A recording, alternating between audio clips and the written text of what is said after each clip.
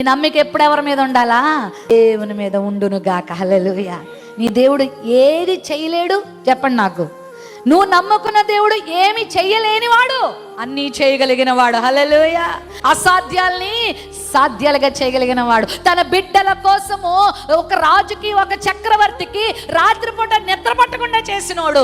ఏ గ్రంథాన్ని తెరవాలో ఆ గ్రంథాన్ని తెరిపించిన వాడు, సమాచార గ్రంథాన్ని తెరిపించిన వాడు, ఆ మాట కనిపింప చేసిన వాడు, వారి పక్షంగా యుద్ధం చేసిన వాడు. హల్లెలూయా. తన బిడ్డల కోసం ఆయన ఏమైనా చేయగలడు, ఏమైనా చేయగలడు. ప్రియులారా, నువ్వు ప్రార్థన చేస్తా ఉంటే పరలోకం ఆఫీసులో పని జరుగుతూ ఉంటది. హల్లెలూయా. నమ్మిక ఎవరి మీద ఉంచో నీ దేవుడు సమస్తము చేయగలిగిన వాడు. ఒకవేళ మనుషులు అనొచ్చు, నీ బ్రతికి ఇంతే, నీ జీవితం అంతే, నీ దారింతే, నీ రోగం ఇంతే, నీ కుటుంబం ఇంతే, నీ ఆధ్యాత్మిక జీవితం ఇంతే. ఇంతేగా ఉంచేవాడు కాదు మన దేవుడు, ఎంతోగా చేయగలిగిన వాడు మన దేవుడు. హల్లెలూయా.